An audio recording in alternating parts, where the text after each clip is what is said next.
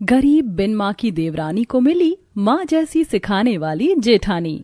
कविता, मैं तेरे लिए पानी लेकर आती हूँ। तू एसी का टेम्परेचर 16 कर दे, रूम ठंडा नहीं हो रहा। आज से पहले कविता ने कभी एसी के रिमोट को इस्तेमाल नहीं किया था, इसलिए वो टेम्परेचर कम करने के बदले बढ़ा देती है। कुछ देर में जब नेहा और उसकी माँ वहाँ आते हैं तो नेहा की माँ एसी का बढ़ा टेम्परेचर देखकर कविता को डांटने लगती है और खुद रिमोट से उसे कम करती है। ऐसे ही इतनी ज्यादा गर्मी हो रही, तू क्या हमें गर्मी से मारना चाहती है? बिन माँ की बेटी है, कुछ आता तो है नहीं। माँ होती तब तो कुछ सिखाती। नेहा, मैंने तुझे कितनी बार बोला है इस गरीब को अपने घर मत लाया कर। माँ, थोड़ा सोच समझ कर बोलो, वो मेरी किताब देने आई है और कविता मेरी बहुत अच्छी दोस्त है। नेहा अपनी माँ को शांत करवा रही होती है, पर कविता को नेहा की माँ की बातें काफी बुरी लगती हैं और वो रोती हुई अपने घर आती है और कमरे में बैठकर अपनी माँ की फोटो से बातें करती है। माँ, हर कोई मुझे बिन माँ की बेटी कहता है। अगर आज तुम मेरे साथ होती तो मुझे कोई ऐसा ताना नहीं देता और तुम मुझे सब कुछ सिखाती। अब इसी तरह कुछ दिन बीत जाते हैं और एक दिन कविता की पड़ोस की भाभी उसके घर आती है। कविता, तुम्हारी शादी भी नजदीक आ रही है, मुझे भी बाजार जाना था कुछ सामान लेने, तो मेरे साथ चल लो, अपनी शादी की भी शॉपिंग कर लेना। पता नहीं अंकल कब तक घर आए। हाँ भाभी, बस मैं दरवाजे पर ताला मार दूं, फिर चलते हैं। कविता ताला चाबी लेकर दरवाजे पर ताला लगाती है और अपनी भाभी के साथ बाजार जाती है, जहां हाथों में चूड़ी लेकर चूड़ी की शॉपिंग करते हुए कविता की भाभी अपनी जेठानी की काफी बुराइयां करती है। कविता, मैंने सुना है तुम्हारी भी जेठानी है। अब तो तुम्हारा रिश्ता लग चुका है। अगर मुझे पता होता तो मैं तुम्हें पहले ही बता देती कि जेठानी कैसे होती है। मेरी जेठानी तो बहुत बुरी है। जब से मैं यहाँ आई हूँ, महारानी घर का एक काम नहीं करती और माँ जी से मेरी चुगली करती है, वो अलग। देवरानी आने के बाद जेठानियों के अलग ही रौब होते हैं। तुम जरा संभल कर रहना अपनी जेठानी से। वैसे भी तुम बहुत भोली हो। ससुराल में अगर तुम्हारी जेठानी तुम्हें परेशान करे तो उन्हें जवाब देना। शुरू में जवाब देना सीख जाओगी तो तुम्हारी जेठानी अपनी औकात में रहेगी, वरना मेरी जेठानी की तरह वो भी हवा में उड़ने लगेगी। काश कि मैंने भी शुरू में ही अपनी जेठानी को सुना दिया होता, तो आज मुझे ये नौबत ना देखनी पड़ती। भगवान, मेरे साथ इतना बुरा नहीं कर सकता। मेरी जेठानी भी क्या भाभी की जेठानी की तरह बुरी होंगी? पड़ोसन भाभी की बातें सुनकर कविता थोड़ा परेशान हो जाती है और इसी तरह कुछ दिन बीत जाते हैं और शादी से एक हफ्ते पहले शांति सुमन के साथ शगुन की थाल लेकर आती है और बैठती है। भाई साहब, हमारी तरफ से शगुन की थाल। हमारे में रिवाज है, शादी में दुल्हन का सारा सामान ससुराल से आता है। हाँ शांति बहन, पता है, रिश्ता पक्का होते हुए आपने हमें बताया था। कविता, कैसी हो तुम? घर के सारे काम करना सीख लो, क्योंकि तुम्हारे आने के बाद तो मैं आराम करूंगी। आखिर इतने दिनों से मैंने जो ससुराल संभाला है, अब तुम्हारी बारी है। सही कहा था भाभी ने, मेरी जेठानी भी बिल्कुल उन्हीं की जेठानी की तरह बुरी हैं, जो मेरे आने का इंतजार कर रही हैं ताकि मुझे अपना नौकर बना कर रख सकें। कुछ देर में शांति और सुमन शगुन का सामान लेकर वहां से चले जाते हैं। उनके जाते देख गली की सारी औरतें घर के बाहर खड़ी कविता को देखकर उससे कहती हैं, वो जो तुम्हारी सास के साथ आई थी वो तुम्हारी जेठानी है? देखने से तो बड़ी खड़ूस लग रही थी। आंटी लग क्या रही थी? जेठानियां तो होती ही खड़ूस हैं। जेठानियां सोचती हैं देवरानी नहीं नौकरानी आ गई है। अपना काम भी हम देवरानियों से ही करवाती हैं। बोल तो तुम सही रही हो बेटा, मेरी भी जेठानी एक नंबर की कामचोर है। सभी के मुंह से अपनी अपनी जेठानियों की बुराई सुनकर एक बार फिर कविता काफी ज्यादा डर जाती है और अंदर जाकर अपनी माँ की फोटो को लेकर बैठकर बातें करती है। माँ, सब कहते हैं कि जेठानियां बुरी होती हैं। वो देवरानी के आने के बाद उनके साथ बहुत गंदा बर्ताव करती हैं। मैं कैसे वहाँ रहूंगी? कविता अपनी माँ की फोटो से बात कर ही रही होती है कि तभी उसके पिता वहां आते हैं और अपनी बेटी से कहते हैं, तुम्हारी माँ और बड़ी माँ की कभी बनी नहीं। मैंने तुम्हारी बड़ी माँ को बोल तो दिया है कि शादी में आकर माँ वाले सारी कर्तव्य निभाए, पर मुझे नहीं लगता कि वो आएगी। पापा, सारी जेठानियां एक जैसी होती हैं, बुरी। इसीलिए बड़ी माँ आए या ना आए, आप ही सब कुछ करना, क्योंकि मेरे लिए तो आप ही मेरी माँ हैं। अपने पापा से बात कर कविता खाना खाती है। समय गुजरता है और बहुत जल्द कविता शादी करके अपनी ससुराल जाती है, जहां उसकी सास उसका गृह प्रवेश करवाती है। पर पूरा परिवार उसके स्वागत में खड़ा होता है और सुमन अपनी देवरानी को देखकर गाना गाती है और नाचने लगती है। आई है शुभ घड़ी, आज बनी मैं बड़ी, कल तक घर की बहू थी अब हूँ जेठानी।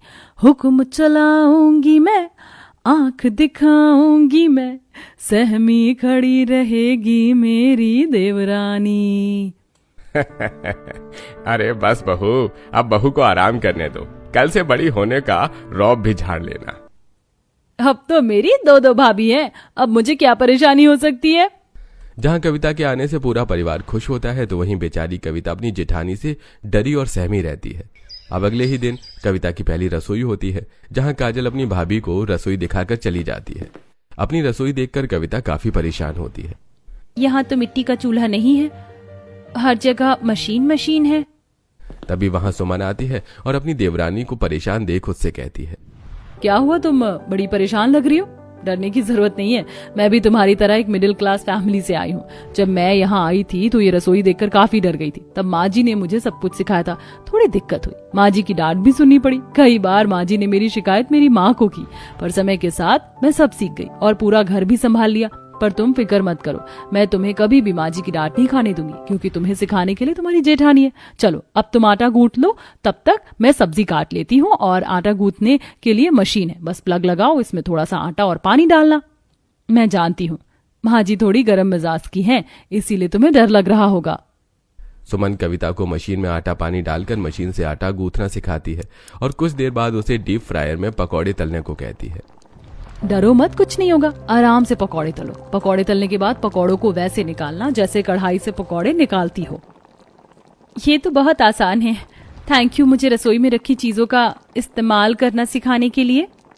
कविता की पहली रसोई में सुमन उसे इलेक्ट्रॉनिक चीजों को कैसे इस्तेमाल किया जाता है ये सिखाती है, जिसे देखकर कविता को काफी अच्छा लगता है। इसके बाद वो पूड़ी पनीर की सब्जी, मिक्स वेज और हलवा बनाती है और सबको खिलाती है और सब उसकी तारीफ करते हैं। वाह कविता भाभी, क्या खाना बनाया है, पकौड़े भी मस्त हैं।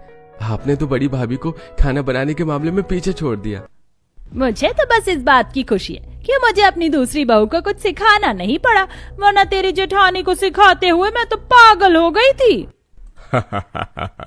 मैं यही सोच रहा था। वैसे अब तो तुम्हें अपनी दूसरी बहू से कोई शिकायत नहीं ना, और मेरी पसंद पर गर्व है ना, जो मैं ऐसी संस्कारी बहू लेकर आया। पूरा परिवार खाते हुए कविता की काफी तारीफ करता है। इसी तरह 2 दिन बीत जाते हैं और एक दिन जब शांति चाय पी रही होती है तो गलती से उससे थोड़ी सी चाय फर्श पर गिर जाती है। बहू, मुझसे थोड़ी सी चाय गिर गई है तो फर्श साफ कर दे। शांति के कहते ही कविता पोंछा लेने जाती है और वो स्लैब साफ करने वाला कपड़ा उठा लेती है, पर यह देख सुमन उसे रोकते हुए कहती है, कविता ये क्या कर रही हो, इससे रसोई की स्लैब साफ की जाती है, ना कि फर्श। अगर माँ जी ने देख लिया तो वो तुम पर बहुत नाराज होंगी। मैं तुम्हें मॉप चलाना सिखा रही हूँ, माँ जी के सामने मॉप से ही फर्श साफ करना। वो मुझे पता नहीं था कि मॉप कैसे चलाया जाता है, क्योंकि पोछा तो आप ही लगाती है ना। अब सुमन कविता को मॉप कैसे चलाया जाता है उसे सिखाती है, जिसके बाद कविता अपनी सास के सामने मॉप से फर्श साफ करती है और ये देखकर शांति कविता से कहती है, अरे बहू, तुझे तो सब कुछ आता है। मैं तो सोच रही हूँ जब तेरी माँ नहीं है तब तुझे सब आता है। अगर तेरी माँ होती तो तू तो हमें ही सिखा रही होती। अच्छा हुआ जो तू बड़ी बहू की तरह गंवार नहीं निकली, वरना आज तुझे मुझे सब डांट कर सिखाना पड़ता। शांति ये कहकर चली जाती है। इसी तरह कुछ दिन बीत जाते हैं और एक दिन आशा अपनी बेटी को बुनाई सिखाते हुए कविता से कहती है, सिर्फ पढ़ाई लिखाई जरूरी नहीं होती है, लड़की को घर संभालना, खाना बनाना, सिलाई कढ़ाई बुनाई भी करनी आनी चाहिए। क्यों छोटी बहू? वैसे बहू मैं चाहती हूँ कि तुम मशीन भी लेकर बैठ जाओ और पर्दा बनाओ। पर माँ जी माँ जी, कविता ने तो अपने कमरे के लिए एक पर्दा बनाकर तैयार भी कर लिया है। अब तो वो आपके कमरे के लिए पर्दा बनाने की सोच रही है, पर मैंने ही उसे थोड़ा काम दे रखा है। अरे वाह बहू, तुम तो बहुत होशियार हो। कोई बात नहीं, अभी घर के काम कर लो, उसके बाद खाली समय में ये सब करना। और तू इधर देख, 3 बार ऊन को उंगली में लपेट और ऐसे सलाइयों की मदद से इस डिजाइन को ऐसे बना। आशा जब अपनी बेटी को जैसा सिखा रही होती है तो कविता अपने कमरे में जाती है और वो भी सलाइयों को चलाने की कोशिश करती है, पर तभी वहां सुमन आती है और उसे बुनाई सिखाती है। माफ करना, आज मेरी वजह से तुम्हें डांट खाने को मिल जाती। घर के कामों के चक्कर में मैं तुम्हें कढ़ाई बुनाई सिखाना ही भूल गई। माँ जी की नजरों में उनकी बहू परफेक्ट होनी चाहिए और ये काम तो मुझे मेरी माँ ने सिखाया था। मैं समझ सकती हूँ तुम्हारी माँ नहीं है इसलिए तुम्हें नहीं आता, पर मैं हूं ना, मैं सिखाऊंगी तुम्हें। अब सुमन धीरे धीरे कविता को कढ़ाई बुनाई सिखाती है। समय गुजरता है और एक दिन सुमन, कविता और काजल बाहर जा रहे होते हैं। अब जैसे ही वो तीनों लिफ्ट में जाते हैं, काजल अपनी भाभी से कहती है, भाभी, लिफ्ट बंद हो गई है, नीचे जाने के लिए बटन प्रेस कर दो। कौन सा बटन प्रेस करना है? दरअसल आज से पहले मैं कभी लिफ्ट में नहीं गई। कोई बात नहीं कविता, मैं हूं ना। अगर नीचे जाना हो तो ये वाला बटन प्रेस किया जाता है, और अगर तुम्हें 3rd या 2nd फ्लोर पर जाना हो तो नंबर वाले बटन प्रेस कर दिया करो। सिंपल। भाभी आपको लिफ्ट भी चलानी नहीं आती, ऐसे ही बस माँ की तारीफें बटोर रही हो। माँ को पता चलेगा तो वो बहुत गुस्सा हो जाएंगी। काजल, ऐसे किसी का मजाक नहीं बनाते, और कविता तुम्हारी भाभी है। कोई भी इंसान जन्म से ही कुछ भी सीख कर नहीं आता। पर भाभी ये सब तो नॉर्मल है। जो तुम्हारे लिए आसान और नॉर्मल है वो कविता के लिए नहीं, क्योंकि वो शहर में नहीं रहती, वो गांव से आई है, और गांव में ये सारी फैसिलिटीज नहीं होती। और माँ जी को मत बताना इस बारे में, वरना वो ना सिर्फ कविता को खरी खोटी सुनाएंगी बल्कि पापा जी से भी लड़ाई करेंगी। सुमन के डांटने पर काजल हंसना बंद कर देती है और वो लोग बाहर से शॉपिंग करके आते हैं। इसी तरह कुछ दिन बीत जाते हैं और कविता के पिता का फोन आता है, पर काम की वजह से वो अपने पिता का फोन नहीं उठा पाती, और जब कॉल करती है तो उसका फोन नहीं लगता। पास में ही सुमित टीवी देख रहा होता है और कविता सुमित से कहती है, देवर जी, मेरे फोन का रिचार्ज खत्म हो गया है, पापा का फोन आ रहा है, आप जरा बाहर से रिचार्ज करवा दो। क्या बाहर से रिचार्ज कराऊं? हाँ, पापा भी बाहर से ही रिचार्ज करवा कर आते थे। अभी शाम हो रही है, पापा से बात करनी है, 5 मिनट लगता है रिचार्ज करवाने में बस।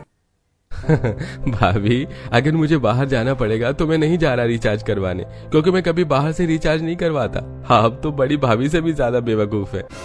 सुमित भी कविता का मजाक बनाकर हंसकर टीवी देखने में बिजी हो जाता है। कविता को कुछ समझ नहीं आता कि सुमित उस पर क्यों हंस रहा है। तभी वहां सुमन आती है और वो बिठाकर उसे उसके फोन से ही फोन का रिचार्ज, बिल, टिकट और ऑनलाइन चीज करनी सिखाती है। देखो, घर में वाईफाई लगा है, बिना फोन का नेट चालू किए भी तुम वाईफाई कनेक्ट करके नेट चला सकती हो, और अब हम अपने फोन से अपने नंबर पर रिचार्ज कर सकते हैं। साथ ही अलग अलग ऐप से तुम बिजली बिल, पानी का बिल और टिकट भी निकाल सकती हो। तुम्हें अकाउंट ऐप से कनेक्ट करना होगा। देखो, फोन पे, गूगल पे, किसी भी ऐप पर जाओ और वहां से अपने नंबर पर इस तरह रिचार्ज कर लो। फोन रिचार्ज करना कितना आसान है, ये सारे काम कितने आसान है। मुझे लगता था कि मैं ये काम कभी नहीं कर पाऊंगी। हाँ, ये सब बहुत आसान होता है, इसलिए अब तुम्हें किसी पर डिपेंड होने की जरूरत नहीं है। मैं भी पहले फोन के मामले में तुम्हारी तरह थी, पर तुम्हारे जेठ जी ने मुझे सब सिखा दिया। अब तो वो बाहर काम करते हैं और जब भी आते हैं तो कुछ नया सिखाते हैं। इतना बोलकर सुमन वहां से चली जाती है और कविता कमरे में बैठकर बार बार फोन में फोन रिचार्ज करना, टिकट काटने जैसी चीजों की प्रैक्टिस कर रही होती है। तभी उसकी नजर अपनी माँ की फोटो पर जाती है। माँ, देखो, मुझे मेरी जेठानी ने फोन रिचार्ज करना और ऑनलाइन फोन से ही छोटी मोटी चीज करनी सिखाई है। क्या मेरी जेठानी सच में इतनी अच्छी है या सिर्फ नाटक कर रही हैं, ताकि मैं सारी चीज सीख जाऊं और उसके बाद वो मुझे अपना गुलाम बना ले? ऑनलाइन बिल पे रिचार्ज करना सीखकर कविता काफी खुश होती है, पर उसके मन में अपनी जेठानी को लेकर अब भी कई सारे सवाल होते हैं। समय गुजरता है और गुजरते समय के साथ वो बहुत सी चीज सीख जाती है। ऐसे ही एक दिन जब कविता अपनी जेठानी के साथ रसोई में काम कर रही होती है तो सुमन उसे डिश वॉशर में बर्तन धोने के लिए कहती है और खुद बाहर चली जाती है। आज से पहले कविता ने डिश वॉशर यूज नहीं किया था, इसलिए कविता गलत बर्तन डिश वॉशर में लगा देती है और गलत बटन प्रेस कर देती है, जिससे डिश वॉशर से तेज आवाज निकलने लगती है और वो चलना बंद हो जाता है और पूरा परिवार रसोई में आता है। ये आवाज कैसी थी? लगता है डिश वॉशर खराब हो गया है। कविता, कहीं तुमसे वो डिश वॉशर खराब तो नहीं हुआ? तुम्हें डिश वॉशर चलाना तो आता था ना? नहीं देवर जी, कविता से कोई गलती नहीं हुई, बर्तन मैं साफ कर रही थी। माँ जी माफ करना, लगता है मैंने गलत बर्तन लगाकर जल्दबाजी में गलत बटन प्रेस कर दिया। बहू, तुझे यहाँ इतने साल हो गए, हर एक चीज मैंने तुझे खुद सिखाई थी, प्यार से, डांट से, पर आज भी तू गलतियां कर ही देती है। तुझसे तो अच्छी कविता बहू है, मुझे उसे कुछ सिखाना नहीं पड़ा, वो पहले से ही सब कुछ सीख कर आई है। जबकि उसकी तो माँ भी नहीं थी उसे सिखाने के लिए। वो भी तेरी तरह गरीब घर से है, पर देख कितनी समझदार है, और एक तू खुद को देख, हमेशा हमारा नुकसान ही करती है। माफ करना माँ जी, आगे से ध्यान रखूंगी। कविता को डांट न पड़े इसलिए सुमन सारा इल्जाम अपने ऊपर ले लेती है और शांति सुमन को काफी खरी खोटी सुनाकर वहां से चली जाती है। ये सब देखकर कविता को काफी बुरा लगता है और सबके जाने के बाद वो अपनी जेठानी से कहती है, दीदी, हमेशा गलती मैं करती हूँ पर आप मुझे बचा लेती हैं, और आज तो मैंने इतनी बड़ी गलती करी कि मेरी वजह से आपको डांट पड़ गई। अरे तुम दुखी क्यों होती हो? मुझे तो आदत है माँ जी से डांट सुनने की। जाओ तुम आराम कर लो, रात ज्यादा होगी, बाकी के काम मैं करूंगी। सुमन के कहने पर कविता कमरे में जाती है जहां कविता की आंखों में आंसू देखकर बेड पर बैठा अमित गलती भाभी से हुई है, डांट भी उन्हें सुनने को मिली है, फिर तुम क्यों रो रही हो? उनकी कोई गलती नहीं, मुझे ही कुछ नहीं आता। उन्होंने तो सब कुछ मुझे सिखाया है, पर फिर भी मैं अक्सर गलतियां कर देती हूँ। मुझे डांट ना पड़े बस इसलिए दीदी ने सबसे झूठ बोला। क्या तुम्हें कुछ नहीं आता? इतने दिनों से भाभी तुम्हारी मदद कर रही थी। अच्छा चलो अब दुखी मत हो, तुम धीरे धीरे सब सीख जाओगी। और वैसे भी भाभी बहुत अच्छी हैं, उनके होते हुए तुम्हें कभी किसी की डांट सुनने को नहीं मिलेगी। अमित को सच बताने के बाद कविता के दिल से एक बोझ हल्का होता है। इसी तरह कुछ दिन बीत जाते हैं और एक दिन पूरा परिवार बाहर घूमने की प्लानिंग करता है और अमित जल्दबाजी में कविता को टिकट निकालने का बोलकर ऑफिस के लिए निकल पड़ता है। अब जैसे ही अमित घर के बाहर जाता है उसे कविता की बात याद आती है। अरे यार, मैंने ये क्या किया? कविता को तो ये सब आता ही नहीं होगा। मैं अभी उसे बोल देता हूँ कि वो टिकट न बनाए, मैं ही ऑफिस से बना लूंगा। इतना बोल जैसे ही अमित कमरे में जाता है उसके फोन पर टिकट का मैसेज आता है और कविता अपने पति से कहती है, मैंने आने और जाने दोनों की टिकट बुक कर दिया है। अरे तुम तो कहती थी तुम्हें कुछ नहीं आता, फिर तुम्हें टिकट बुक कराना किसने सिखाया? जिसके पास माँ जैसी जेठानी हो भला उसे कैसे कुछ ना आए? मुझे सब कुछ जेठानी जी ने ही सिखाया है। पहली बार कविता बिना कोई गलती करे खुद से जब काम करती है तो उसे बहुत अच्छा लगता है और अमित भी ऑफिस जाता है। इसी तरह 2 दिन बीत जाते हैं और पूरा परिवार घूमने के लिए बाहर जाता है। माँ भैया, मैं तो बहुत थक गया हूँ, जल्दी से कोई होटल करते हैं और कहीं खाना खाते हैं। भैया आपको पहले ऑनलाइन होटल बुक कर लेना चाहिए था, फिर हम सीधा आराम करने के लिए होटल चले जाते। कुछ काम तो भी कर सकता था। पापा, मैं भाभी सुमित होटल का पता करने के लिए जा रहे हैं, आप सब यहीं रहना। अरे कैश भी कम है, अब बाहर घूमने के लिए आए हैं तो कैश की तो जरूरत पड़ेगी ही ना।